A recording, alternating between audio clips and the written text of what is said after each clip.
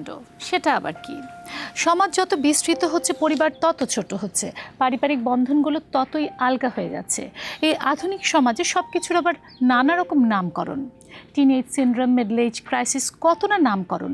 নামের বাহার থাকলেও এই সবের নামের পেছনে রয়েছে নানা রকম সমস্যা, নানা রকম সম্ভাবনা, আছে পাওয়া না পাওয়ার অনেক গল্প।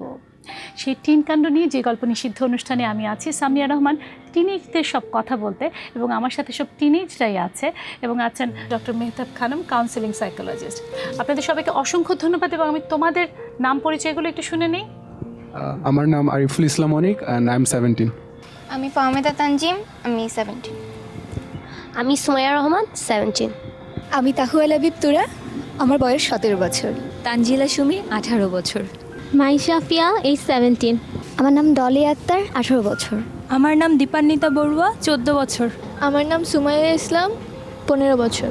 আমার নাম মোহাম্মদ রাকিব হাসান দিগন্ত। সবাইকে অনেক অনেক ধন্যবাদ আজকে এই অনুষ্ঠানে আসার জন্য। আপা, আমি আপনার কাছে আসবো, কিন্তু আমি তার আগে, ওরা অনেকটা সেই তরুণ বয়সে পা রাখতে চলেছে, 18, 19, 15 এই দোরগোড়ায় আছে, কিন্তু আমি ওদের কাছ থেকে আগে ওদের গল্পগুলো শুনে নিই। আমার যেটা মনে হয়, বাবা মা তাদের নিজেদের প্রয়োজন অনুসারে ছেলে মেয়েদেরকে ইউজ করতেছে, বাট আমি যখন সেই জিনিসটাই আবার সেমভাবে ইউজ করতে চাচ্ছি, তখন আমার বাবা মা সেখানে আমাকে রেস্ট্রিকশন দিচ্ছে। নিজে ফোন ইউজ করতে পারতেছি না, কিন্তু অ্যাট দ্য সেম টাইম আমার বাবা মা হচ্ছে গিয়ে আবার আমাকে দিয়ে সেই ফোন ইউজ করাচ্ছে। তো মানে লাইক কেমন একটা জানি এটার তোমার জন্য। কি মনে হয় না যে বাবা মা ফোনটা ইউজ করাচ্ছে মানে কি তোমাকে গল্প করার জন্য ইউজ করাচ্ছে, নাকি তোমার খোঁজ নেওয়ার জন্য ইউজ করাচ্ছে? দেখা যায় আমি তো অ্যাটলিস্ট আমার বাবা মায়ের থেকে এতটুকু একটু বেশি আপডেটেড এখনের জন্য টেকনোলজির ক্ষেত্রে। সো তখন দেখা যায় আমার হেল্পটা খুব বেশি দরকার হয়। তো তখন দেখা যাচ্ছে যে আমি বাবা মাকে অবশ্যই আমি হেল্প করতেছি, মন থেকে হেল্প করতেছি, কিন্তু যখন দেখা যাচ্ছে একটু ফেসবুক, একটু ইনস্টাগ্রাম, একটু স্ন্যাপচ্যাট, একটু হোয়াটসঅ্যাপ এগুলা ইউজ করতে যাচ্ছি, তখন আবার বাবা মা আমাকে এখানে রেস্ট্রিকশন করে দিচ্ছে। তোমার কি কখনো মনে হয় না যে বাবা মা কেন এটা করছে? হ্যাঁ, অবভিয়াসলি সেটা আমার ভালোর জন্যই করতেছে। আমি অ্যাকচুয়ালি নিজে থেকেই কখনো বাবা মাকে কখনো কিছু বলি নাই যে আমার এটা লাগবে বা ওটা লাগবে না। আমি কখনো কিছু বলি নাই দেখেই হয়তো বাবা মা সেভাবে ট্রিট করতেছে না। তুমি মনে করছো যে ছেলে হিসেবে তোমাকে সেই গুরুত্বটা দেওয়া হচ্ছে না, যতটা গুরুত্ব তুমি একজন ম্যাচিউরড মনে করছো নিজেকে, ম্যাচিউরড হিসেবে তোমার প্রাপ্য সেই গুরুত্বটা দিচ্ছে না? কখনো তুমি বাবা মার কাছে কিছু চাওনি বলে? হ্যাঁ, কাইন্ড অফ, বাট অলমোস্ট বলা যায়। আমার এজ যখন হচ্ছে 13 বছর বা 14 বছর, তো তখন হচ্ছে বাসায় হচ্ছে আমার তো ফিজিক্যালি একটু চেঞ্জ আসছে। তো আম্মু হচ্ছে সব সময় আমার ফ্রেন্ড সার্কেল ছিল, বন্ধু ছিল, ছেলে বন্ধু ছিল।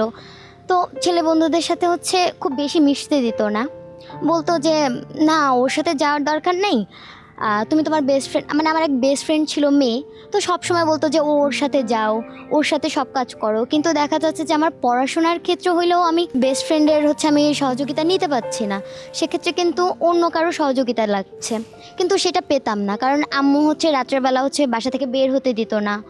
আমার নোটস দরকার, বলতো যে ফোন দাও, ফোন দিয়ে নিয়ে নাও, কিন্তু যাওয়া যাবে না। আবার খুব বেশি যখন জোর করতাম তখন বলতো হ্যাঁ চলো আমি যাবো সাথে। মানে তুমি মনে করছো যে তোমার ছেলের ফ্রেন্ডদের সাথে মেলামেশার ক্ষেত্রে তোমার আব্বু আম্মু অনেক বেশি রেস্ট্রিক্টেড ছিলেন? মানে ওনারা ভাবতেন, করছো না, হ্যাঁ ওনারা ভাবতেন যে হয়তো বা এই বয়সটাতে আমরা কোনো ফ্রেন্ডের সাথে হচ্ছে অন্যভাবে হচ্ছে কোনো সম্পর্ক হয়ে যেতে পারে, যেটা ফ্রেন্ডের থেকে একটু বেশি। তো এগুলো হচ্ছে খুব খারাপ লাগতো, কারণ আমার দরকার তখন হচ্ছে আমি কাউকে পাচ্ছি না, পড়াশোনার ক্ষেত্রে হোক বা অন্য কোনো ফ্রেন্ডদের সাথে তো সব কিছু শেয়ার করা যায়। কখনো বাবা মাকে বা মাকে বুঝিয়ে বলার চেষ্টা করেছো যে এই পড়াটা এখন আমার এই মুহূর্তে জরুরি? হ্যাঁ, যখন বুঝিয়ে বলেছি তখন হচ্ছে বলতো যে আমি সাথে যাব। তো উনি সাথে গেলে কি সমস্যা হতো? নিজেকে মনে হতো যে পার্সোনাল কিছু কথা তো থাকেই ফ্রেন্ডদের সাথে, যেগুলো হচ্ছে বাবা মার সামনে বলা যায় না। তো এই জায়গাটা খুব খারাপ লাগতো। তো মাঝে মধ্যে আম্মুকে বলতাম যে এমন কেন, আমি তো কোনো কিছু করছি না, আমি তো জাস্ট আমার ফ্রেন্ডদের সাথে কথা বলতেছি। তো উনি সবসময় একটা কথাই বলতো, তুমি এখন বুঝবা না, বড় হলে বুঝবা। মনে হতো সবসময় যে একটু বাধা প্রদান করছে, বাট এখন মনে হয় যে ওই বয়সটুকুতে আম্মু হচ্ছে যতটুকু সাপোর্ট করেছে, যদি না করতো হয়তো বা অনেক কিছু হয়ে যেত, অন্যরকম অন্য ঘটনা ঘটে যেতে পারতো। ঘটতো, হ্যাঁ। এমন কোন ছেলের সাথে হয়তো সম্পর্ক হয়ে যেত যেটা হয়তো তোমার জন্য ভালো হতো না, সেরকম কিছু? হ্যাঁ, যখন আমি ক্লাস 8-এ পড়ি, আমরা হচ্ছে কম্বাইন স্কুলে পড়তাম, একটা ছেলে সবসময় আমার পাশে বসতো।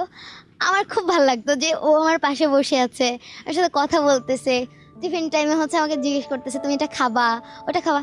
তো আম্মু কিছুদিন দেখছে, দেখার পর ওকে ডাইরেক্ট বলতেছে এই ছেলের সাথে তুমি মিশবা না, কথাও বলবা না, তোকে যাতে আর না দেখি। তো তখন হচ্ছে খুব খারাপ লাগছে যে কেন হচ্ছে ওর সাথে কথা বলতে দিচ্ছে না ভাই। তা এখন বুঝি, কিন্তু ওই টাইমটুকুতে যদি হচ্ছে একটু আন্ডারস্ট্যান্ডিং, আমাদের সাথে একটু আন্ডারস্ট্যান্ডিং হতো। মানে তোমার কাছে কি মনে হয় যে এরকম যে মা বাবা যদি শাসন না করে অনেক বন্ধু হিসেবে যদি আসতো তাহলে হয়তো হ্যাঁ, তোমাদের মানে জন্য ভালো বন্ধুত্ব হতো? সম্পর্কটা যদি থাকতো তাহলে মনে হতো যে না, সবকিছু ইজিলি আমরা তাদের সাথে শেয়ার করতে পারতাম। দেখা যায় যে বাবা মা সব কিছুতে একটা বাধা সৃষ্টি করে। আমি অনেকক্ষণ পড়াশোনার পরে যদি টিভি দেখতে চাই তখন তুমি টিভি দেখছো কেন, এই টাইপের একটা বাধা। আবার যদি আমি মোবাইল ইউজ করতে চাই তখন তোমার না মোবাইল ধরা নিষেধ, তোমাকে না মোবাইল ধরতে নিষেধ করেছি, মোবাইল ধরছো কেন। আবার একটা প্রবলেম দেখা যায় যে আমি সিনেমা দেখছি টিভিতে, সিনেমা তো বড়দের দেখার জিনিস, তুমি সিনেমা দেখছো কেন, তোমার কি এখনও সিনেমা দেখার বয়স হয়েছে। আবার যখন কোনো ছোটদের প্রোগ্রাম দেখছি, তুমি কি এখনো বাচ্চা আছো, তুমি এই প্রোগ্রাম দেখছো কেন। মানে সমস্যাটা হচ্ছে চারদিক থেকে। প্রবলেমটা এমন যে আমি হচ্ছে পড়ালেখা ছাড়া আর কোনো কিছুই করতে পারবো না। বাবা মার সাথে শেয়ার করেছো কখনো কোনো বিষয়ে শেয়ার করতে পারো তোমার ফিজিক্যাল চেঞ্জ বা মেন্টাল চেঞ্জের ক্ষেত্রে হ্যাঁ, যে পরিবর্তনগুলো হচ্ছে বলতে পারো বাবা মাকে? হ্যাঁ, ফিজিক্যাল চেঞ্জের কথা শেয়ার করেছি, সেদিক দিয়ে কোনো প্রবলেম নেই। কিন্তু দেখা যায় যে আমি সারাটা দিন তো মানুষ হচ্ছে পড়ালেখা করতে পারে না, কিন্তু আমার যে একটা মাইন্ড রিফ্রেশের ব্যাপার আছে, আমি হ্যাঁ বলে যে তুমি পেপার পড়বে, তুমি ম্যাগাজিন পড়বে, কিন্তু এগুলোর বাইরেও যদি আমি অন্য কিছু করতে চাই, যেমন টিভি দেখা, আমি যে সবসময় পেপার পড়বো এরকমটা তো না। আমি যেটা পার্সোনালি ফেস করি সেটা হচ্ছে লাইক বাসা থেকে কোথাও বেরোতে দিবে না, মানে ফ্রেন্ডদের সাথে মেশাটা আব্বু খুব একটা পছন্দ করে না। আমার আম্মু আবার আমার সাথে অনেক ফ্রেন্ডলি, কিন্তু আমি আব্বুর সাথে ওইভাবে অ্যাকচুয়ালি সম্পর্কটা হয়নি। আব্বুকে আমি কিছু বলতে চাইলেও আসলে বলতে পারি না, ভয় লাগে? হ্যাঁ, আব্বু প্রচুর স্ট্রিক্ট আর কি, লাইক অনেক রুলস, সারাদিন রুলস, এটা হবে না ওটা হবে না। কোনো একটা ফেস্টে যদি আমি কোনো ফ্রেন্ডদের সাথে যাইতে চাই তখন আব্বু বলে যে না, এটাতে অ্যাকচুয়ালি না যা হয়, পড়াশোনা করতে হবে, সারাদিন পড়াশোনা পড়াশোনা পড়াশোনা। মানে আম্মুর সাথে ফ্রি? হ্যাঁ, আম্মুর সাথে আমার। আম্মুকে বলেছো যে তুমি আব্বুকে অনেক ভয় পাও? হ্যাঁ, আম্মুকে বলেছি। এখন আম্মুও তখন সাপোর্ট করে যে হ্যাঁ আচ্ছা ঠিক হয়ে যাবে আস্তে আস্তে, এখন এই সময়টা হয়। মানে এখন একটা মানে বুঝ দিয়ে রাখি যে হ্যাঁ আমি বুঝতেছি, বাট তারপরেও একটা চাহিদা তো থাকি যে হ্যাঁ আমি যদি তোমরা আগে সবাই এরকম করতে পারতাম। বাবার সাথে দূরত্ব বেশি না মার সাথে দূরত্ব বেশি? বাবার সাথে দূরত্ব সবারই বেশি। তোমরা বাবার সাথে বেশি ক্লোজ, মার সাথে একটু দূরত্ব বেশি, নাকি দুজনই সমান? হ্যাঁ বলো। আমি হচ্ছে মফস্বল শহর থেকে এসেছি, মফস্বলে আমার বেড়ে ওঠা। আমার বাবা মা, আমার মা একটা এনজিওতে চাকরি করেন, তো আমি কালচারালি একটু রিলেটেড আছি, থিয়েটার করছি। তো এগুলিতে আমার মানে পরিবার থেকে কখনো আমি ওরকম বাধাটা ফেস করিনি। আর আমি আমার আব্বুর সাথে খুব ফ্রেন্ডলি, এমনকি আমার শারীরিক পরিবর্তনের সময় আমি আমার আব্বুর সাথে শেয়ার করেছি। বা মোবাইলও প্রয়োজনে হলে ব্যবহার করতে দেয়, মোবাইলে এই সমস্যা নেই। কিন্তু আমার সমস্যাটা হচ্ছে আমার এলাকার। আমি যখন বাইরে বের হই, পড়াশোনার বাইরে হয়তো দেখা গেল আমার একটা প্রোগ্রাম ছিল, আমি খুব সেজে গুজে শাড়ি টাড়ি পরে গেলাম, কেন গেলাম, আমি নষ্ট হয়ে যাচ্ছি, আমার মানে এলাকা থেকে এরকম বলে যে এই মেয়েটা তো নষ্ট হয়ে গেল, তখন আর কোনো একটা কাজ করার আগ্রহটা হারিয়ে ফেলি। কিন্তু বাবা মা তো এই ক্ষেত্রে অনেক সাপোর্ট দেন, তাই না? এই বাবা মার সাপোর্টের জন্যই তো এখন পর্যন্ত টিকে থাকতে পারছি। কিন্তু এলাকার মানুষ যখন অনেক বলতে থাকে তখন মার মধ্যে একটা কাজ শুরু করে যে উনিও কনফিউজ হয়ে হ্যাঁ যান? কনফিউজ হয়ে যান।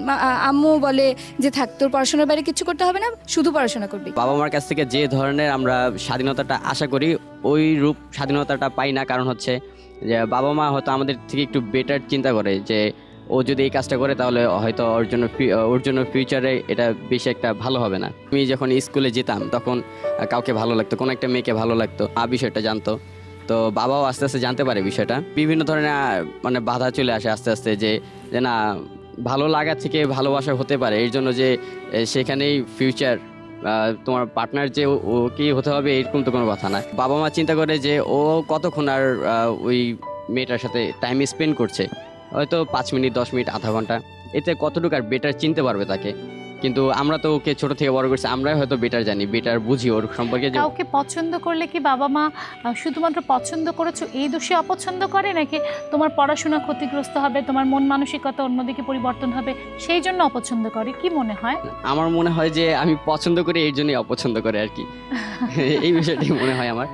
এর আগেও 2জন ফ্রেন্ড ছিল আমার, মেয়ে বন্ধু, তো ওইটাও বাবা আমার পছন্দ ছিল না, যে মেয়ে বন্ধু তো কোনো দরকার নেই, সিদ্ধান্ত এই নিতে বিষয়টাকে পারবো। তোমরা কেমন ভাবে নিচ্ছ? বাবা মা, তুমি বলছো বাবা মা মনে করছে যেহেতু ছোটবেলা থেকে তোমাদেরকে একদম বড় করে দেখছে তাই তোমাকে বেশি জানে, আর 6 মাস 1 মাস বা কয়েকদিনের বন্ধুত্ব তারা তোমাকে চিনবে না। বাবা মার এই বিষয়গুলোকে, এই বিশ্বাসটাকে তোমরা কেমনভাবে দেখো? তারা কি ভুল চিন্তা করছে? দেখা গেছে যে ফ্রেন্ডের সাথে আমি টাইমটা স্পেন্ড করছি, তো ওর পার্সোনালি অনেক বিহেভিয়ার, কথাবার্তা বা পার্সোনালি ও আসলে কীরূপ সেটা আমার জানার সুযোগ হচ্ছে, কিন্তু সেটা কিন্তু বাবা মা জানতে পারছে না। আমাদের যে পার্সোনাল বিষয়গুলো আছে সেগুলি জানাচ্ছি, বা আমাদের যে প্রবলেমগুলো আছে, একজনের বিপদের সময় আরেকজনকে সাপোর্ট দিচ্ছি কি দিচ্ছি না, তো এই বিষয়গুলি দেখা গেছে যে আমরাই বেটার জানি, কারণ বাবা মা ওই বিষয়টা কিন্তু আর জানতে পারছে না। আচ্ছা, তুমি তো অলমোস্ট টিনেজ বয়সটা পার করতে যাচ্ছ, এখনো কি সেই প্রেশার আছে? এখনো কি বাবা মা সেই রেস্ট্রিক্টেড? তুমি তো একেবারে তরুণ হতে যাচ্ছ। আমাকে এখন অনেকটা সাপোর্ট করে বাবা ম্যাক্সিমাম যে কোনো কাজে। পাশাপাশি এখন বাবা মার কথা হচ্ছে যে তুই বড় হচ্ছিস, তো তোর পছন্দ আছে, বাট এরকম পছন্দ করি যাতে আমাদের অ্যাকসেপ্টেবল হয়। মেহতা বাবা, আপনার কাছে একটু আসতে চাই। এই যে বাবা মা কেমন করে শত্রু হয়ে যায়, যারা বড় করে ছেলে মেয়েদের, তাদের সাথে কেন দূরত্ব তৈরি হয়? সমস্যাটা কি আমাদের নাকি ওদের বোঝার ভুল? আসলে এই বয়সটা কিন্তু খুব সেন্সিটিভ একটা বয়স, খুব স্পর্শকাতর একটা অবস্থা। এই সময় অনেক হাসি পায়, অনেক কান্না পায়, দুটোই অনেক বেশি হয়, অনেক রাগও ওঠে, তো সব কিছু হাইটেন্ড অবস্থায় থাকে। তো সেটা একটা কারণ যে বাবা মা বুঝতে পারেন না। তারা যদিও এই বয়সের ভেতর দিয়ে তারাও গেছেন, কিন্তু এখনকার যারা বড় হচ্ছে, এদের কিন্তু বড় হওয়ার সময় এদের যে এক্সপোজার, এদের যে অভিজ্ঞতা, সেগুলোর সাথে বাবা মার অভিজ্ঞতার কোনো মিল নেই। যার জন্য ও বলছিল যে ওনারা তো জানেন না আমরা কী নিয়ে শেয়ার করি। ওদের কথা বলার বিষয়বস্তু আর বাবা মার চিন্তাভাবনা অনেক বেশি দূরত্ব। তথ্য প্রযুক্তি এত হাতের কাছে, আমরা সারা পৃথিবী দেখতে পাচ্ছি, তো এটা তো বাবা মা দেখেননি তাদের এই বয়সে, তো তারা কিন্তু বুঝতে পারেন না। ও বলছে যে বাবা মা নিজেরা তথ্য প্রযুক্তি ব্যবহার করার চেষ্টা করছেন, কিন্তু ওরা যখন করছে বা আমাদের সন্তানরা যখন করছে, তখন আমরা একটা রেস্ট্রিকশন তৈরি করছি যে এর চেয়ে বেশি ব্যবহার করা যাবে না, বা আমার সামনে ব্যবহার করা। এটার পেছনে নিশ্চয়ই কিছু যুক্তি আছে। এটার পেছনের বড় জায়গাটা আমি সবার কথা শুনে আমার কাছে যেটা লাগছিল, আমি দুটো জিনিস পিক আপ করেছি। একটা হচ্ছে যে বাবাকে খুব ভয় পাই, কেউ বলছে বাবাকে ভয় পাই না, মার সঙ্গে দূরত্ব। এই যে দুজন প্যারেন্টের সাথে একই রকম সম্পর্ক নয়, কিন্তু এই জায়গাটাও আমার মনে হয় এটা আমরা চাইবো যে বাবা মা দুজনেই বাচ্চাদের খুব কাছাকাছি থাকুক। অনেক সময় বাবা মা আমাকে বলেন যে আমরা ঠিক করেছি, একজন শাসন করব, একজন আদর করব, কিন্তু আসলে না, মানে ওইটাতে ব্যালেন্স, ওই রকম ব্যালেন্স না করলেই ভালো হয়। কারণ শাসন না আদর কোনটা প্রয়োজন? দুটোই দরকার। আমি শাসন শব্দটার খুব বিপক্ষে। আমি বলবো যে শাসন না, আমরা শৃঙ্খলা দেব তোমাদেরকে, একটা পজিটিভ ডিসিপ্লিন। আবার বাচ্চাদের কি বাবা মাকে কখনো কখনো ক্ষেত্র বিশেষে ভয় করা উচিত? প্রশ্ন হচ্ছে যে ভয় কতটুকু, ভয় কেন, সেটা আমরা একটু চিন্তা করব। আমি মনে করি ভয়ের চেয়ে না শ্রদ্ধা বোধটা বেশি দরকার। এবং শ্রদ্ধা বোধটা না, আমি যেটা কাজ করে যেটা দেখলাম, যে শ্রদ্ধা বোধটা আসলে উভয়মুখী হওয়া উচিত। যে আমি যখন আমার বাচ্চাটাকে শ্রদ্ধা করতে পারছি, আমার বাচ্চা অটোমেটিক্যালি আমাকে রেসপেক্ট করছে। যেখানে শ্রদ্ধা থাকে, যেখানে ভালোবাসা থাকে, সেখানে কিন্তু ভয়টা ওরকম দরকার নেই আসার। আমার জীবনের একটি ঘটনা ঘটেছিল যে একটি ছেলে আমাকে একটা চিঠি লিখেছিল, যে চিঠিটা বাড়িতে এসেছিল, এবং চিঠিটা আমার মা, যেহেতু চিঠিটা বেয়ারিং চিঠি ছিল, চিঠিটা আমার মা টাকা দিয়ে রাখতে হয়েছিল, কারণ স্ট্যাম্প ছিল না চিঠিতে। তো আমার আম্মা খুব অবাক হয়েছেন, আমার নামে চিঠি আবার স্ট্যাম্প ছাড়া পাঠিয়েছে। তো আম্মা একটু আউট অফ কিউরিওসিটি এবং একটু চিন্তায়ও পড়ে গেছেন। আমার নামে তো চিঠি আসে না তখন ওই বয়সে, আমি তখন ক্লাস 7 বা 8 পড়ি। তো আম্মা চিঠিটা খুলে পড়েছেন, কারণ যেহেতু ওনার একটু চিন্তা লেগেছে। পড়ে উনি দেখেছেন যে আমার সম্পর্কে অনেক কথা ওর মধ্যে লেখা, অনেক বানানো কথা ছিল, যে আমার অনেকগুলো বয়ফ্রেন্ড, অনেকের সাথে আমি মিশি, তারপরে আমি ডিচ করি, ডাম্প করি, এগুলো সব ছিল। তো আমার মা আমাকে বললেন যে তোমার সাথে আমার কথা আছে। এত গম্ভীর হয়ে বললেন, আমি খুব ভয় পেয়ে গেলাম। এই যে ভয় পেয়ে গেলাম যে না জানি কি বলবে। তারপর আমি খাচ্ছিলাম, উনি চেয়ার নিয়ে আমার পাশে বসেছেন এবং খুব গুছিয়ে সুন্দর করে, আমার আম্মা ভীষণ শিক্ষিত একটি মানুষ ছিলেন, গুছিয়ে সুন্দর করে বলেছেন যে আমি তোমার একটা চিঠি পড়েছি, আমি সরি যে আমি পড়ে ফেলেছি। ওটাও বলেছেন, ওটার জন্য উনি মাফ চেয়েছেন যে উনি পড়ে ফেলেছেন। এবং আমাকে বলেছেন ওই চিঠিতে এই সব কথা লেখা আছে, যে ছেলেটি প্রেম নিবেদন করছে, সেই ছেলেটি বলছে যাদের সঙ্গে তুমি মেশো ওরা কেউ ভালো না, আমি ভালো, তো তুমি আমার সঙ্গে একটা সম্পর্ক করো। তো আমার আম্মা বলেছিলেন চিঠিতে যে সমস্ত নেগেটিভ কথা লেখা আছে তোমার সম্পর্কে, ওই যে তুমি বলছিলে না যে ওরা আমাকে বড় করেছে এত বছর, আমার আম্মা তাই বলেছিলেন যে তোমাকে আমরা বড় করেছি এত বছর, তোমাকে না আমি খুব ভালো করে জানি, আমার মনে হয় আমি তোমাকে জানি, তো তুমি না এরকম কোনো কাজ করবে না যেটা আমার কাছে অন্যায় মনে হবে। এবং চিঠির কথাগুলো আমি কিচ্ছু বিশ্বাস করিনি, কারণ আমি তোমাকে বিশ্বাস করি। এই কথাটা আমার মনে হয় যে এই একটা কথা যে আমি তোমাকে ট্রাস্ট করি, এটা বললেই কিন্তু বাচ্চাদের আর ভয়ের ব্যাপারও লাগে না, শাসনও করতে হয় না, কারণ সম্পর্কটা না ওই শ্রদ্ধা সম্পর্কই থাকছে, ভালোবাসার সম্পর্কই থাকছে, কিন্তু বিশ্বাসটাও খুব বেশি থাকছে বলে ছেলেমেয়েরা কিন্তু, বিশেষ করে তোমাদের মতন বয়সের ছেলেমেয়েরা যারা অনেক বেশি উত্থান পতনের ভেতর দিয়ে যাচ্ছ, অনেক রকম অভিজ্ঞতার ভেতর দিয়ে যাচ্ছ, তোমরা কিন্তু নির্ভয়ে তোমাদের অভিজ্ঞতাগুলো শুধু মায়ের সাথে না, শুধু বাবার সাথে না, দুজনের সাথেই বলতে পারবে। আবার ট্রাস্ট শব্দটা যখন ওদের কাছে বলি তখন মনে হয় আরেকটা বিষয় ঘটে, সেটা হচ্ছে ওদের মধ্যে রেসপন্সিবিলিটিটাও বোধহয় বাড়তে থাকে। একদম। এবং ফ্রিডম এন্ড রেসপন্সিবিলিটি কিন্তু হাত ধরাধরি করে চলা উচিত। আমরা যদি মনে করি যে আমরা ফ্রিডম দিচ্ছি, আমরা দেবো তোমাদেরকে ফ্রিডম, তার আগে কিন্তু তোমাদেরকে রেসপন্সিবিলিটিটা ফিল করাতে হবে। আমরা রেসপন্সিবল ফিল না করে যদি ফ্রিডম দিয়ে দিই তখন তোমার স্বাধীনতার অপব্যবহার করবে।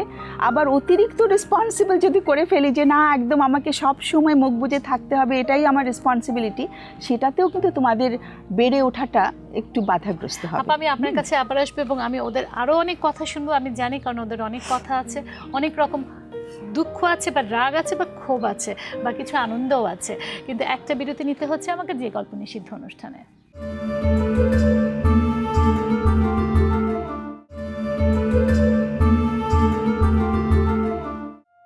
আমরা যখন ছোট ছিলাম নানা রকম সমস্যা আমাদের মধ্যে ছিল, তখন বাবা মার উপর রাগ হতো, কেন ফোনটা ধরতে দেয় না, কেন বাইরে যেতে দেয় না। আজ যখন আমরা নিজেরা অভিভাবক হয়েছি, হয়তো আমরা সন্তানদেরকে একই রকমভাবে শাসন করছি বা তাদের সাথে একই রকম আচরণ করছি, আমরা বুঝতেও পারছি না আমরা সেই তাদের অভিভাবকের জায়গায় পৌঁছে গেছি। আছে যে গল্প নিষিদ্ধ অনুষ্ঠানে সামিয়া রহমান এবং আমার সাথে আছে এক ঝাঁক টিনেজ ছেলে মেয়ে, আছেন ডক্টর মেহতাব খানম। কিন্তু আমি একটু তোমাদের কাছে যেতে চাই, কোনো যদি প্রোগ্রাম থাকে যেমন 21শে ফেব্রুয়ারি, 26শে মার্চ, এগুলোতে যদি কখনো ফ্রেন্ড সার্কেল নিয়ে বের হতে চাই তাহলে দিতে চায় না। আর হচ্ছে বিশেষ করে ফোন তো বরাবর আমরা বাবা মার উপর রাগ করছি, কিন্তু কখনো কি আমরা বোঝার চেষ্টা করেছি 21শে ফেব্রুয়ারি ওই সময় যে পরিমাণ ভিড় হয় বা 26শে মার্চের কথা বলছো বা বিজয় দিবসে ওই সময় যে ভিড় হয়, বাবা মা হয়তো সিকিউরিটির কারণে তোমাদেরকে বের হতে দিচ্ছে না?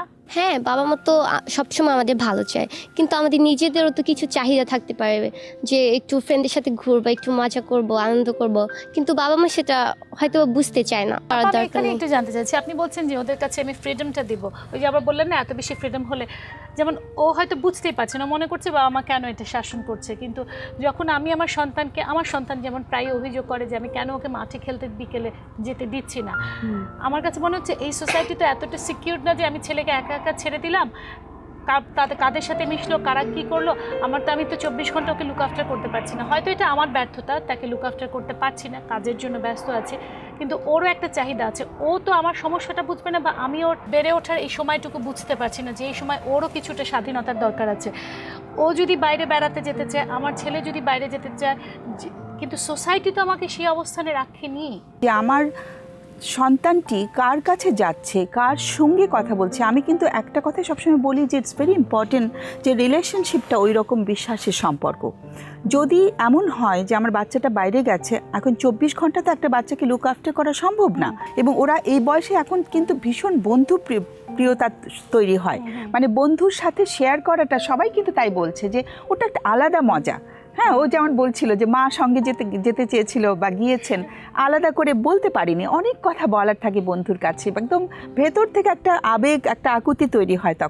তখন ও কিন্তু চাইবে ওর বয়সের মানুষের সাথে কথা বলতে। এখন ও যদি তেমন কোনো কারোর সঙ্গে মেশে, ও কিন্তু এসে বলবে যে মা জানো আজকে কিন্তু একজনের সাথে পরিচয় হলো, আমার জানি কেমন লাগলো ওকে।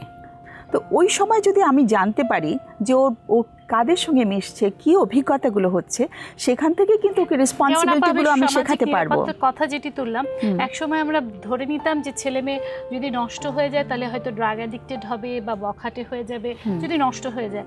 এখন সমাজে নতুন উৎপাত শুরু হয়েছে জঙ্গি, যে ছেলেটা বা মেয়েটা খুব নামাজ পড়ছে, আল্লাহর নাম করছে, সেই ছেলেটাও বা মেয়েটা এমন সংস্পর্শে পড়ে যাচ্ছে যে তাদের মানে পুরো মনস্তাত্ত্বিক চিন্তা ভাবনায় বদলে ফেলছে। সমাজ তো এখন অনেক রকমভাবে জেঁকে বসছে। এই সমাজে বাবা মা যদি চিন্তা করে ওদের বিষয়গুলো, ওরা হয়তো ওদের বেড়ে ওঠার প্রক্রিয়াতে এটা মানতে পারছে না, কিন্তু অভিভাবকদের দিক থেকেও তো একটা চিন্তা ভাবনার অবশ্যই আছে। না এখন ব্যালেন্স তো করতে হবে, সমাজ তো পরিবর্তন হচ্ছে, নতুন নতুন সমস্যা এসছে, এখন সেটার সাথে তো আমাদের যে প্যারেন্টিং স্টাইল সেটাকেও কিন্তু পরিবর্তিত করতে হবে। যে ছেলেটি আস্তে আস্তে ওদিকে চলে যাচ্ছে বা যে মেয়েটি আস্তে আস্তে ওদিকে চলে যাচ্ছে, ড্রাগের দিকে হোক বা নতুন করে এই নতুন কোনো তার মানসিকতার পরিবর্তনের জায়গা থেকে হোক, সে কিন্তু একদিনে হচ্ছে না। আমি যদি তার সঙ্গে এমন একটা সম্পর্কে থাকি, আমি যদি একটা তার বেডরুমে যেতে পারি, যেমন অনেক বাবা মায়েরা আমাদেরকে বলেন আমার বেডরুমে পর্যন্ত নিষিদ্ধ, ওর বেডরুমে আমি ঢুকতে পারি না। যে যখনই দেখছি যে ও দূরত্ব সৃষ্টি করছে, তখনই বুঝতে হবে যে ও এমন একটা কিছুতে ব্যস্ত আছে যেটা ও আমাকে জানাতে চাইছে না। এই জায়গাটা কিন্তু একদিনে হয় না সামিয়া, এই জায়গাটা কিন্তু একটা সময় পার হবার পরে আমরা দেখতে পারি আস্তে আস্তে আস্তে আস্তে আমার বাচ্চাটা সরে যাচ্ছে আমার কাছ থেকে। যখনই আমি তার সঙ্গে খুব ভালো একটা বন্ডিংয়ে থাকবো, আমি কিন্তু একটু পরিবর্তন হলে ওর মুখের দিকে তাকালে, আমি যেমন বাবা মাকে বলি ওদের মনের কথা শোনার চেয়ে ওদের মুখের কথাটা শোনার চেষ্টা করেন, ওদের কিন্তু চোখের ভাষাটা। অনেক বাচ্চা আছে যারা ওদের এই পিরিয়ডে দেখা যায় ওরা বাবা মার সাথে বেশি শেয়ার করে না, কিন্তু তখন কিভাবে ওদের মুখের কথা? না শেয়ার করে না বিকজ অফ দ্য ডিস্টেন্স। আমাদেরকে কিন্তু ওদেরকে ওপেন করে দিতে হবে, ডোরটা খোলা রাখতে হবে যে তুমি আমাকে এসে বলো, তুমি বিপদ হলে আমি কিন্তু তোমাকে রক্ষা করব। এই যে রাগের ভয়টা, যে বললে রেগে যাবে, তার মানে আমি স্পেসটুকু পাচ্ছি না, আমি ডিস্টেন্স তৈরি করে দিচ্ছি। ওরা বড় হচ্ছে, ওরা কিন্তু মনে হচ্ছে একটু বেশি বুঝি, কিন্তু বাবা মায়েরা মনে করছেন তারা বেশি বোঝেন, এই জায়গাটা দূরত্ব হয়ে যাচ্ছে। ওরা মনে করছে ওরা বুঝতে পারছে, আমরা মনে করছি আমরা বেশি বুঝি। আমি তোমাদের কাছে একটু জানতে চাই, যখন তোমরা বড় হচ্ছ, অনেক ফ্রেন্ডরাই আছে অনেক কিছু করতে বলে যে এটা না করলে তুই স্মার্ট না, একটু ফান করি, একটু মজা করি, এরকম বলে না? হ্যাঁ বলে। কি করলে স্মার্ট হতে হয়, কি করলে ফান করা যায় বলো তো? তোমাদেরকে কি ধরনের প্রস্তাব দেয় স্মার্ট হওয়ার জন্য বা ফান করার জন্য? বলে চুল কাট, তোর চুলটা কুল না, আর একটু স্টাইল করে কাটলে হয়তো বা ভালো লাগবে। বাট আমি এখানে একটু শেয়ার করতে চাই, সবাই মা বাবাকে ভয় পাচ্ছে বা কোনো একটা রেস্ট্রিকশন হচ্ছে, বাট আমার ক্ষেত্রে কিন্তু পুরাই বিপরীত। কারণ আমার মা বাবা হচ্ছে আমার বেস্ট ফ্রেন্ড। আমার এলাকার একজন আঙ্কেল আমার বাবাকে এসে বলতেছে, আপনার মেয়েকে না 2টা ছেলের সাথে দেখছি। আমার বাবা ফট করে বলেছে, মাত্র 2টা ছেলের সাথে দেখছেন? আমার মেয়ে তো কলেজে পড়ে, ওর তো অনেক ছেলে ফ্রেন্ড থাকারই কথা, স্বাভাবিক। আবার আমার মা, যখন আমি ফার্স্ট কলেজে গিয়েছি, আমার মা আমাকে বলেছে, মা তোমাকে আমি অনেক ট্রাস্ট করি, আমি তোমাকে ছেড়ে দিছি, তোমার পিছনে পিছনে আমি যাব না, কারণ তুমি বড় হয়েছো, তুমি বোঝার ক্ষমতা রাখো কি করবা না কি করবা না। তবে এতটুকু তোমার কাছ থেকে চাইতেই পারি বা বিশ্বাস করি, তুমি এমন কিছু করবা না যাতে আমাদের মাথা হেট হয়। ইভেন্ট আমি এখন কোনো কাজ করার আগে আমার মার ওই কথাটা আমি মনে করি, বিলিভ মি, আমি সবসময় আমি ব্লেসড যে এমন মা বাবা পাইছি, সিরিয়াসলি ব্লেসড। ছেলেদের ক্ষেত্রে স্মার্ট হওয়ার জন্য স্মোকিং করতে বলে না, একটু ড্রিঙ্ক করতে বলে না, লুকিয়ে লুকিয়ে এগুলো করতে বলে? যে ফ্রেন্ড সার্কেলদের সাথে আমি চলছি, যে সবাই যে বেটার এরকম কিন্তু না। একদিন 31st নাইটে আমরা ঘুরতে বেরিয়েছি, তো ওদিনকে বলতেছে চল আজকে একটু ড্রিঙ্কস করি। পারিবারিকভাবে আসলে যেভাবে আমাদের ট্রিট করে বড় করা হয়, তো ওই দিক থেকে আমার মানে জিনিসগুলো পছন্দ না থাকার কারণে ওই দিক থেকে আমি বেঁচে আছি এখন ওদের কাছ থেকে। তো ওইসব ফ্রেন্ডদেরকেও অ্যাভয়েড করা হয়। বাট হ্যাঁ, এই ধরনের প্রপোজাল আমরা পাই। আমি যখন এসএসসি পরীক্ষা শেষ হয়, তো অনেক দিন ছুটি, আমার ফ্যামিলি না মিডল ক্লাস, তো আমি যাদের সাথে মিশতাম তারা হয়তো বা আমার থেকে ভালো ফ্যামিলির। তো তাদের সাথে গেলে তারা হচ্ছে দেখতাম যে ফোনে সব সময় হচ্ছে কিছু না কিছু দেখতেছে। তো তখন তো ফোন ইউজ করি না, তো জিজ্ঞেস করতেছি যে তোমরা কি দেখো। তো হচ্ছে পর্নোগ্রাফির একটা সিস্টেম যে থাকে, ছেলে এবং মেয়ে বোথ কিন্তু তারা দেখছে। এবং আমি যখন জিজ্ঞেস করি যে তোমরা কি দেখছো ভাই, বলে তোমার ফোন আছে না, ফোন নেই। বলে তুমি তো বাচ্চা মেয়ে, তুমি কি দেখবা, তোমার দেখার বয়স হয়নি, ফোন কেনো, পরে হচ্ছে দেখাবো না, তখন হচ্ছে বড় হয়ে যাবা। তো খুব জিদ করতাম যে আমাকে একটা ফোন কিনে দাও, আমি জানি না, আমাকে একটা ফোন কিনে দাও। তো আম্মু হচ্ছে ফোন কিনে দিছে, নোকিয়া 1600 মডেল, ওরা তো স্মার্টফোন ইউজ করে। এখন বলতেছে যে আমিও দেখবো, বলে ফোন আনছিস? আমি বলছি হ্যাঁ আনছি, দেখ। এখন ওটা তো তার দেখা যায় না। আম্মুকে যাই বলতেছি, তুমি আমাকে কি ফোন কিনে দিছো, আমি তো কিছুই বুঝতেছি না, আমি দেখবো না, যাও। ফোন জিদ করে ভেঙে ফেলছি। এবং আমার ফ্রেন্ড সার্কেল স্মোকিং করতো, এবং মেয়েরাও যারা হচ্ছে যে মেয়েদের সাথে আমরা মিশতাম তারা হচ্ছে ওরা স্মোকিং করতো, করতো, ড্রিঙ্কিং করতো। তাদের সাথে কোথাও বের হইলে দেখতাম দোকান থেকে সিগারেট কিনে নিয়ে আসতেছে বা অন্যান্য কিছু কিনে নিয়ে খুব জোর করতো যে খাও খাও, একটু খাও, এটা খেলে কিছু হবে না, ফান হবে, আমরা খুব মজা করতে পারবো। তো একদিন আমার ফ্রেন্ড সার্কেল খুব জিদ করতেছে, খাও খাও, করো। পরে হচ্ছে আমাকে খুব বোকা টোকা বলতেছে, তো আমার খুব মাইন্ডে লাগছে যে ওরা খাচ্ছে, আমি কেন খেতে পারবো না। পরে আমি একটু খাইছি, মানে ড্রিঙ্ক করছি। এখন করার পর মাথা ঘুরতেছে, কিছু দেখতেছি না, মানে খুব বিরক্ত লাগতেছে যে কি খাওয়াই দিল, মানে তো কিছু বুঝতেছি না, বাট খুব হাসতেছিলাম নাকি। একটা জিনিস কি আপু, এই যে ড্রিঙ্কিং করা, স্মোকিং করা, এটা স্মার্টনেস মনে হয় না। ওরা ফান করতে চায়, পরে দেখা যায় যে ছেলে বন্ধুরা গায়ে হাত দিতে আসে। আমি একটু সেন্সলেসের মতো কাজকর্ম করতেছিলাম, ফান করতেছিলাম বন্ধুদের সাথে, বুঝতেছিলাম না যে কোনটা ভালো বা কোনটা খারাপ। তো তখন মনে হয়েছে যে এই জন্যই হয়তো বা আম্মু একটু রেস্ট্রিকেট করে যে এটা করা যাবে না, ওটা করা যাবে। এরকম নিষিদ্ধ বিষয়ের প্রতি অনেক আকর্ষণ আছে না? বড় হচ্ছে এখন মনে হয় না ওরা দেখছে, আমি কেন দেখতে পারবো না, আমি তো এখন বড় হয়ে যাচ্ছি, হচ্ছে না? কে এরকম লুকিয়ে চুরিয়ে বাবা আমাকে আড়াল করে দেখো? সবাই দেখো, মোটামুটি তো সবাই দেখি আমরা। তাই না?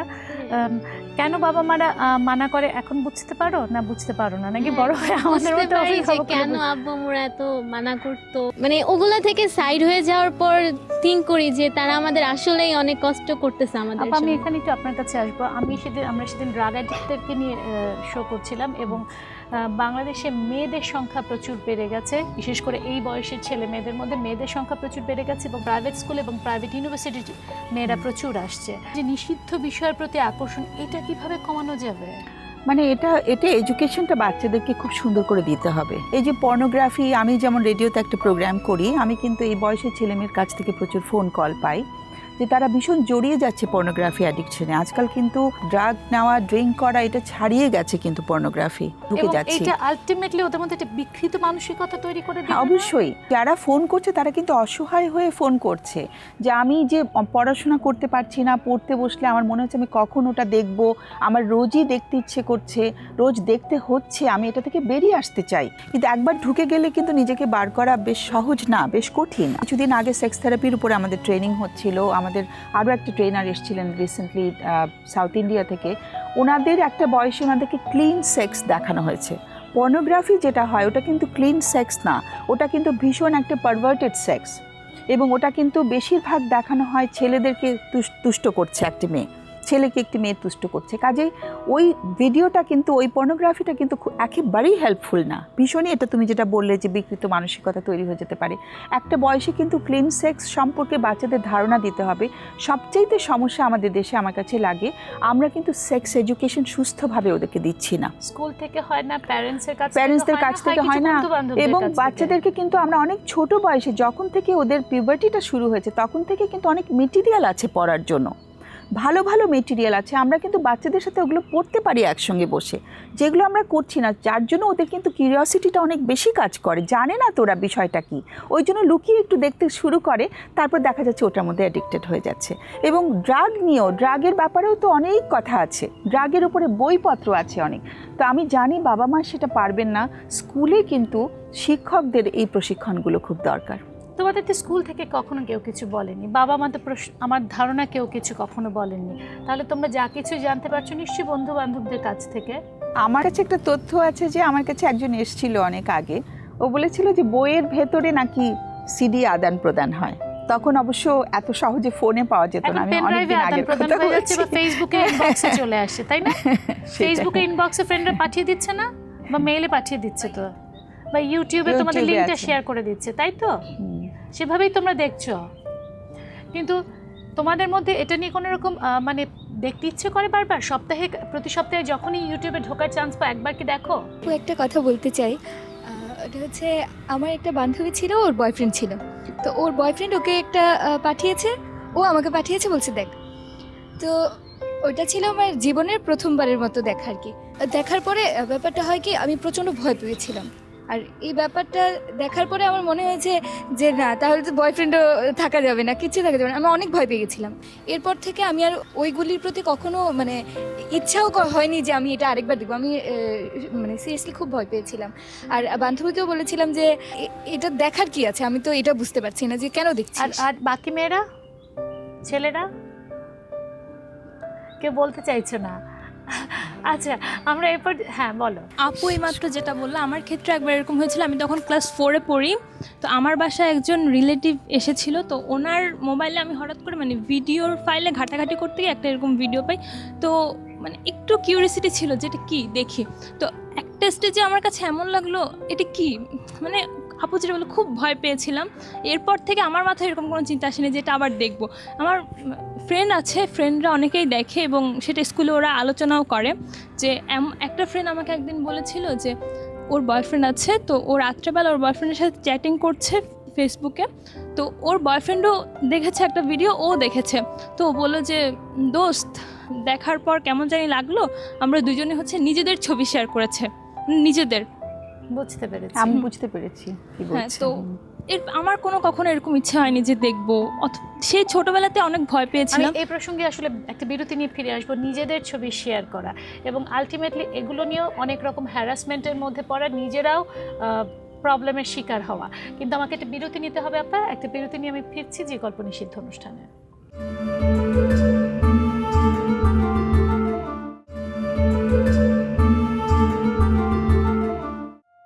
দর্শক দেখছেন টিন কাণ্ড, যে গল্প নিষিদ্ধ অনুষ্ঠানে আছি এমন সব বিষয় নিয়ে, টিনেজদের এমন সব সমস্যা নিয়ে যা ওরা কখনো অনেক সময় বলতে পারে না, বা নিষিদ্ধ বিষয়ের প্রতি আকর্ষণ তো সবারই আছে, ওদেরও আছে। এই আকর্ষণটা ওদেরকে কোন পর্যায়ে নিয়ে যায় ওরা নিজেরাও হয়তো অনেক সময় বুঝতে পারে না। মেহতা বাপা যেটি বলছিলেন যে নিজেদের ছবি শেয়ার করে, এবং আজকাল আমরা প্রায় দেখি ইউটিউবে কারোর সাথে সম্পর্ক হচ্ছে, সম্পর্ক শেষ হয়ে যাচ্ছে, ছেলেটা বা মেয়েটা এই ভিডিও আপলোড করে দিচ্ছে, এবং এটা নিয়ে নানা রকম ক্রাইমও হচ্ছে। যদিও এখন সাইবার ক্রাইম আছে, কিন্তু কতজন আসলে এই লজ্জাটা ভেঙে বেরিয়ে এসে মামলা করতে পারে সেটা একটা বিষয়। এই বিষয়টা নিয়ে আমি আসলে কথা বলতে চাই। এই যে সেক্সুয়াল হ্যারাসমেন্টের যে ভিডিওগুলো আপলোড হচ্ছে, নিজেদের ছবি শেয়ার হচ্ছে, এগুলো ওদেরকে বোঝাবে কি আসলে? এগুলো বোঝানো না, এগুলো হচ্ছে, আমি মনে করছি যে আমি আবারও বলবো যে তথ্যটা দেয়া। যেহেতু বাবা মাকে না আমি অনেক বেশি দায়িত্ব আগে দিতাম, কিন্তু আমি এখন বুঝতে পারি যে বাবা মারা না জানেন না, বুঝতে পারছেন না যে তথ্য প্রযুক্তি কোথায় পৌঁছে গেছে, ওনাদের ধারণা নেই। তো আমি মনে করি যে আমাদের এখন শিক্ষার যে তোমরা শিক্ষা প্রতিষ্ঠানগুলোতে যাচ্ছ, সেখানে কিন্তু এই জায়গাগুলো চলে আসা খুব দরকার। আমরা মনে করি যে এগুলো জিনিস যত আমরা আন্ডার দ্য কার্পেট রাখবো ততই বোধহয় ভালো, কিন্তু সমস্যাকে যত লুকিয়ে রাখছি সমস্যা কিন্তু ততই বাড়ছে। তার মানে এগুলো ওদের সাথে খোলাখুলি আলোচনা একদম করতে খোলাখুলি হবে। আলোচনা করা উচিত যে তোমাদের এগুলো আসবে, এগুলো তোমাদের ইচ্ছে করবে। যেমন নুট পাঠিয়ে দেওয়া, মানে এটা আমি শুনছি এই বয়সের ছেলে মেয়ের কাছ থেকে, যে এটা তো ভীষণই একটা নিজের একটা ব্যক্তিগত একটা ব্যাপার। নিজের এমন একটা ছবি কি কাউকে পাঠাতে চাইবো? আমি তখন তাকে জিজ্ঞেস করেছি যে এটা কি লিকেজ হচ্ছে না? আমি উত্তর পেয়েছিলাম যে লিকেজ হচ্ছে, কিন্তু তাতে কি আসে যায়? এটাও কিন্তু মানসিকতা তৈরি হচ্ছে। তারা যে থানা পুলিশ করবে তার আগে কিন্তু নিজের মানসিকতার মধ্যে যদি ওটা থাকে যে কি এসে যায়, এটা তো হতেই পারে। ওদের বয়সটা তো এত চিন্তা ভাবনা করারও বয়স না। ওদের কাছে মনে হবে যা কিছু উত্তেজনার, যা কিছু আনন্দের, সেই মুহূর্তে ওরা সেটা গ্রহণ করবে। সেই জিনিসগুলো যে হচ্ছে, আমাদের কিন্তু ভীষণভাবে প্রত্যেকটা খবর আমাদের কাছে থাকতে হবে, এবং আমি বারবার বলবো যে আমাদের লেখাপড়ার মধ্যে এই জিনিসগুলো ঢোকানো খুব দরকার। রুচিবোধের ব্যাপার। হ্যাঁ, আমার মনে আছে যে আমার হাজব্যান্ডের একটা ফ্রেন্ডের বন্ধুর ছেলে লন্ডনে পড়তো প্রাইভেট স্কুলে, আজকে থেকে অনেক বছর আগে, এবং স্কুলে যখন টিচাররা ওদেরকে এগুলো বলছিলেন, তখন ভদ্রমহিলা আমার হাজব্যান্ডের বন্ধু ঢাকায় ছিল, লন্ডন থেকে ফোন করেছে, তুমি শিগগির আসো, স্কুলে ওদের কী সব শেখাচ্ছে, আমি না ভয় পাচ্ছি। অথচ আমি মনে করি যে ওটা ভীষণই জরুরি জায়গা। যখনই সে পিউবার্টিতে যাচ্ছে তার কিন্তু জানার কথা, সব কিছু জানলে পরেই কিন্তু সে নিজে মানে সচেতন হতে পারছে, নিজে সতর্ক থাকতে পারছে। কিন্তু কিছু যখন জানি না, আমি অন্ধকারে তো ঝাঁপ দেবই, কারণ সমাজ কিন্তু ওইভাবে আমাকে রক্ষা করছে না। তো রক্ষা কবচ কিন্তু আমার মধ্যেই তৈরি করতে হবে, এবং তৈরি করে দেবার জন্য বাবা মা যথেষ্ট, কিন্তু আমার মনে হয় তারা এখনো মানে সেই তথ্যগুলো তাদের কাছে নেই। বাবা মাই বরং অন্ধকারে রয়ে গেছে। তোমার কাছে একটু যেতে চাই। আমার সাথে যে ফ্রেন্ডলি সে হচ্ছে আমার বাবা, আর আম্মুর সাথে অতটা ফ্রেন্ডলি না। আমার আব্বু আমার কাছে না, আমার আব্বু বিদেশে থাকে, তো যা কিছু শেয়ার করতে হয় সব ফোনে তো আর শেয়ার করা যায় না। আমি যদি বেশি সেন্সিটিভ কিছু শেয়ার করতে চাই তখন কিন্তু আব্বু অনেক কষ্ট পাবে। তখন আমার আম্মুর সাথে আব্বু ঝগড়া করবে যে তুমি কিছু দেখতে পারো না, যে তুমি কি করবে, ও মেয়েটা কি করতেছে। আব্বুর সাথে তখন শেয়ার করতে পারতেছি না, তখন চুপ হয়ে যাই। একটা ঘটনা ঘটছিল যে আমার একটা মেমোরি কার্ড, আমি সায়েন্স ফেয়ারে গেছিলাম, তো ওখানে আমাদের পাশে তো অনেক ছেলেরাও ছিল, অনেক ভাইয়ারা ছিল। তো আমার কাছে শুধু মেমোরি কার্ডটা ছিল, ফোন ছিল না। তো মেমোরি কার্ডটা আমি ওই ভাইয়ার ফোনে ঢুকিয়ে গান শুনতেছিলাম। তো গান শুনতে শুনতে আমি মেমোরি কার্ডটা ওখানে রেখে ফেলছি আর আমি চলে গেছি বাসায়। তখন বাসায় যাওয়ার পর মনে হয়েছে যে আমি মেমোরি কার্ডটা তো ওখানে রেখে আসছি, এখন আম্মুকে আমি বলতে পারবো না। আব্বুকে বলবো, আব্বু আম্মুকে বকা দেওয়া শুরু করবো যে হ্যাঁ তোমাকে মেয়ে কেন আগে বলে নাই। তো আম্মুকে বলি না, আমি আমার বোনকে বলছি। বোনকে বলার পর বোন বলতেছে যে হ্যাঁ আম্মুকে তো বলা যাবে না, আম্মু রাগ হবে, এই বলবে সেই বলবে। আমি অ্যান্সারটা জানতাম যে আম্মুকে বললে আম্মু কী বলবে, আম্মু জানে মেমোরি কার্ডটা নাই। তো আমি আম্মুকে মিথ্যা কথা বলছি, বলছি আমার একটা ফ্রেন্ডের কাছে আছে। তোমরা কতজন আব্বু আম্মুর সাথে প্রতিদিনই প্রায় মিথ্যে কথা বলো? বলো তো নিশ্চয়ই, সবাই বলো, কম বেশি সবাই বলো। খারাপ লাগে না? মনে হয় না যে যারা আমাদের সবচেয়ে আপন তাদের কাছে আমরা মিথ্যে কথা বলছি? দরকার হতেছে তো মিথ্যা কথা বলা, কিন্তু যদি মিথ্যা কথা না বলি তখন তো মানে কিন্তু বাবা মার ঝগড়া হয়ে যাচ্ছে, ওটা হ্যাঁ। আরেকটা ভয়ের ব্যাপার। ওরা কোন দিকে যাবে, কোন ফুল রাখবে? তখন ওইভাবে যখন আম্মুকে বললি অনেক অন্য বিষয় নিয়ে রাগারাগি হয়েছিল, তো আমি আম্মুর ফোন আছাড় মানে আমি বাসা থেকে বের হয়ে গেছি। তখন আমার বোন বলে যে হ্যাঁ মিম তো অনেক টেনশন করতেছে, এই মেমোরি কার্ড তো ফ্রেন্ডের কাছে নেই, মেমোরি কার্ড তারেক ভাইয়ের কাছে। তখন আম্মু বলতেছে যে তা আমাকে বলতো আগে, বলে আমি তো জানি তুমি এটা বুঝবা না, এখন বলতেছো যে আমাকে বলতো, কিন্তু তখন যদি বলতো তখন বকা দিত। এগুলো সমস্যা। তোমরা কজন ফোন ভেঙেছো? আমি ফার্স্ট ফোন বলছি। ও তো শুনলাম, ও তুমিও ভেঙেছো? তুমিও ভেঙেছো। আর কি কি বাসে ভাঙাভাঙি করো কে কে? রাগ উঠলে ভাঙাভাঙি করে। কি মনে হয় নিজের জীবনের এই সময়টাকে আসলে তোমরা কিভাবে দেখছো? মনে হয় যে তোমরা কি খুব বেশি অসহায়, কেউ তোমাদেরকে বোঝে না, তোমরা খুব একা হয়ে যাচ্ছে, এরকম মনে হয়? হ্যাঁ এটা মনে হয়, জন্য ফ্রেন্ডদের কাছে যে ফ্রেন্ডরা তো শুনে, বাবা মার কথা হচ্ছে ওনারা শুনবে না, হচ্ছে আগে অ্যান্সার দিয়ে রাখবে না, এরপর আর কিছু বলতে পারতেছি না, এরকম হয়ে থাকবে। বাবা মা কখন থেকে দূরের মানুষ হয়ে গেল? ছোটোবেলায় মনে হতো যে বাবা মার সব কথা শুনবো, বাবা মার সব কথা আমাদের কাছে অমৃত বাণীর মতো মনে হতো, কিন্তু এখন মনে হয় যে না, আমাদের নিজেদের তো একটা আলাদা জগৎ আছে, আমাদের নিজেদের তো কিছু ইচ্ছা আছে, কিন্তু সেখানে যেন মানে সব কিছুতে বাবা মার একটা হস্তক্ষেপ থাকেই, না তুমি এটা করতে পারবে না, ওটা করতে পারবে না, এ ধরনের। আপা ব্যাপারটা কি এরকম, বাবা মা ছোটবেলায় হস্তক্ষেপ করতো, কিন্তু যখন ওরা টিনেজ বয়সে পা রাখলো, 12-13 শুরু হয়ে গেল, তখন ওরা মনে করছে যে এই হস্তক্ষেপটা ওরা নিতে পারছে না, কারণ ওরা বড় হচ্ছে। আর বাবা মা মনে করছে যে ছেলে মেয়েগুলো তো আমারই ছিল, এগুলো তো আমার সামনেই বড় হলো। হ্যাঁ, মানে বাবা মারা বলেন তো এসে আমার কাছে যে আমার বাচ্চাটা না অচেনা হয়ে গেছে, এ তো আমার বাচ্চা এরকম ছিল না কখনো, ওকে আমি যা বলতাম তাই সে অক্ষরে অক্ষরে পালন করতো, সব শুনতো, এখন কেন শোনে না বলেন তো? তো এখন যে শুনছে না সেটার একটা বড় কারণ হচ্ছে বাবা মা বুঝতে পারছেন না যে তাদের পরিবর্তন আসছে, এই পরিবর্তনের সঙ্গে তারাও যে পরিবর্তিত হবেন সেই জায়গাটা, সেই তথ্যটা তাদের কাছে নেই। কিন্তু আমি মনে করি বাবা মাকেও অনেক পড়ালেখা করতে হবে এখন তোমাদেরকে বড় করার জন্য, তাদেরকেও তোমাদের সঙ্গে বড় হতে হবে, তা না হলে কিন্তু আসলে বন্ধুত্বটা হবে না। আর ওদের দায়িত্ব কিছু নেই যে ওরা যখন বড় হচ্ছে, বাবা মা যখন পাচ্ছে না বন্ধু হতে, ওরা কি একটু চেষ্টা করবে বাবা মার বন্ধু হওয়ার জন্য?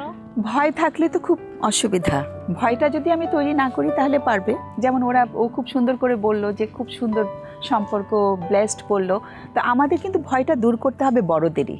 ওরা যখন ভয় পাবে না, ওরা অটোমেটিক্যালি আমাদের কাছে আসবে। ম্যামের সাথে একটা কথা বলতে চাই, মানে আমি আমার ফ্রেন্ডকে বলেছিলাম যে প্রবলেমটা কি, আমি আমার মা বাবার সাথে যেরকম, তুমি কেন তোমার মা বাবার সাথে এরকম না?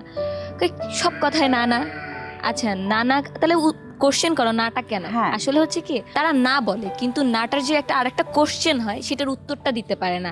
যখনই না দিতে পারে তখনই হয় সেটা অন্য জায়গায় চলে যায়, অ্যান্ড দেন পথটা মানে পথভ্রষ্ট হয়ে যায়।